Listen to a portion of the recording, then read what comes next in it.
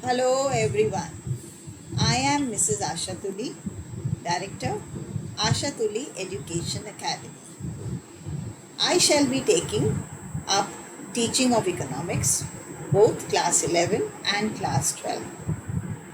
All the videos shall be put on this YouTube channel by me on most every day so that you can see chapter wise videos in the playlist. Kindly subscribe to my channel to be able to have the best knowledge on each topic in an easy manner. So now I shall take you to my PowerPoint presentation relating to microeconomics, because this is the chapter. The chapter will be introduction. This part will be done by me today. Thank you. Frontier. Unfortunately, it is not possible to explain marginal rate of transformation beautifully well without explaining or telling you a little bit about production possibility frontier or concept or curve. Therefore, I have included one or two slides on that concept also. The weightage of this chapter is 4 marks only. Normally, the questions that are asked will be 1 marker and 3 marker. So we begin with microeconomics introduction. Economics, children, has been derived from the word oikonomos, which is a Greek term, and this basically means management of the household. It is very important for every household, every firm, every individual to be able to maintain a proper record about the different items of expenditure and the different sources of income. And since in economics we have to understand that resources are scarce, but they can be put to alternative uses, therefore a proper balance has to be maintained between these two aspects. In order to understand the basic concepts, there have been definitions given by different economists from time to time. Around 240 years ago, Adam Smith was the person who gave economics the status of a separate subject. According to him, he defined economics in his book, An Inquiry into the Nature and Causes of Wealth of Nations. He said, economics is the study of wealth. He only concentrated on producing more and more wealth for being able to become rich. There was another gentleman called Alfred Marshall. This economist then criticized Adam Smith and said that wealth is created for the welfare of human beings.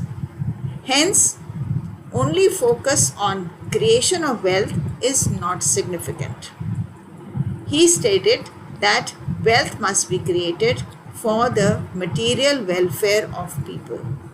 Again, his definition has also been criticized because Alfred Marshall did not talk about non-material goods and services like services of doctors, lawyers, teachers, etc.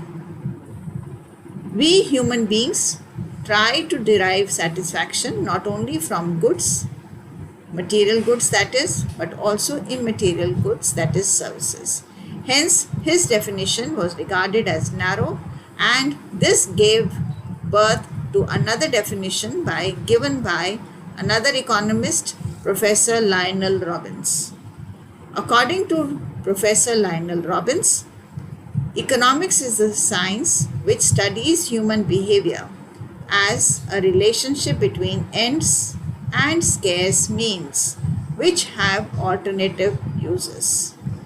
Here we have to understand the meaning of ends.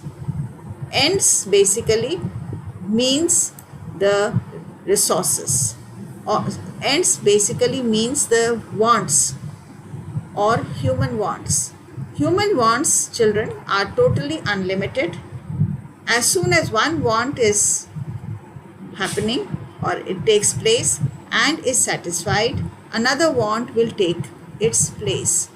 It is a vicious circle of wants that every human being experiences. But the resources to satisfy these wants are scarce.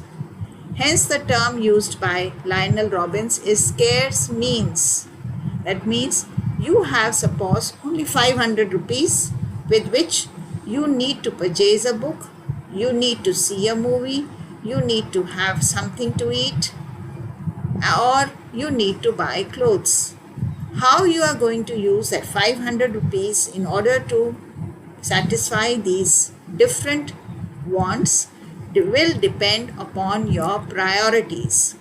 These scarce resources, that is the 500 rupees with you, has to be allocated on the basis of your priority as to which want must be satisfied first and which a little later.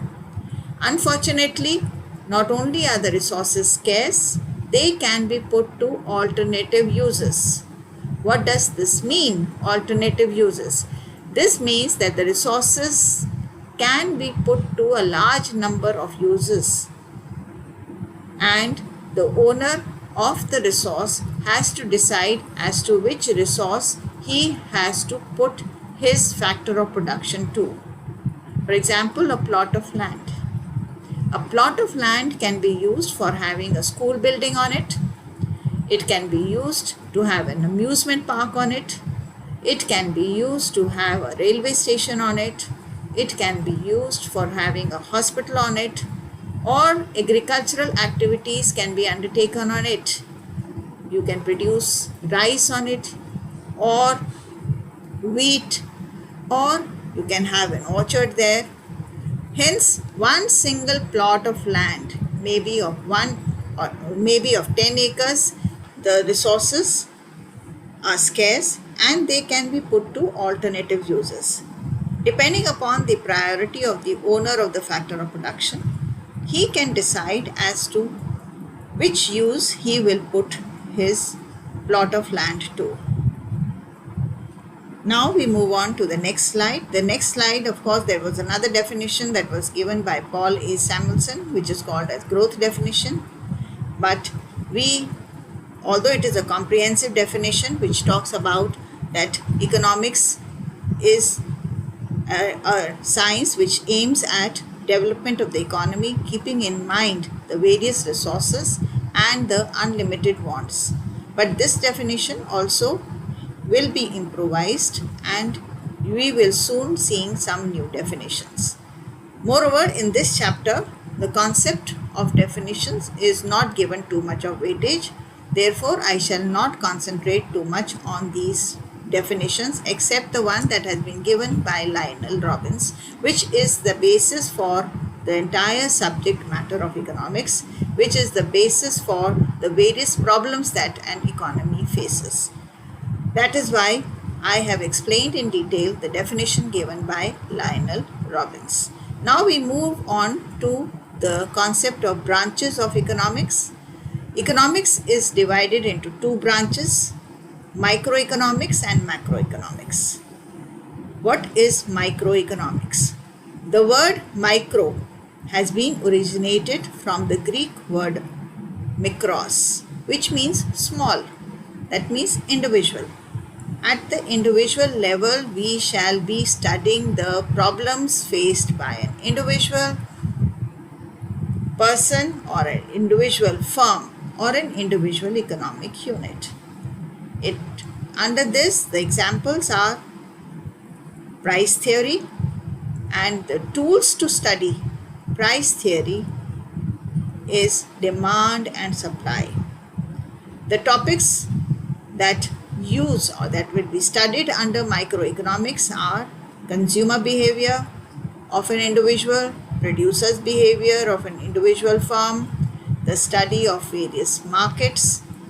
All these are the subject matter of microeconomics. Something that is studied at an individual level is microeconomics. If we are studying the report card or of one single individual, it is microeconomics, vis-a-vis all the students' report cards of a particular class, which becomes macroeconomics. So, detailed study of individual units is micro. On the other hand, macroeconomics, the word macroeconomics originated from the word macros, which means big.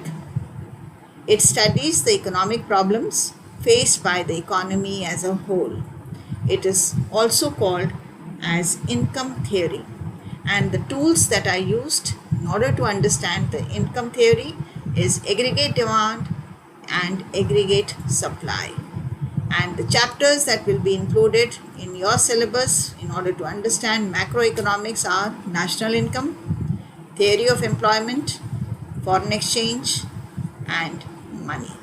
So the difference primarily between micro and macro is one of relativity. One particular situation, a particular concept may be macro, and in another situation that particular concept may become micro. For example, when we are studying the results of one particular class vis-a-vis the whole standard, then the results of that class become micro, whereas the results of the whole standard, say class 11, becomes macro. Similarly, when you are talking about the results of 11th standard of a particular school vis-a-vis the results of 11th standard of all schools in a particular area, then that very initial results of class 11 of a particular school becomes microeconomics, while the results of all the schools becomes macroeconomics. So I hope the concept of micro and macro are clear to you, because the concept has to be understood with respect to relativity. In my future videos, you will be understanding the other concepts related to this chapter. Thank you.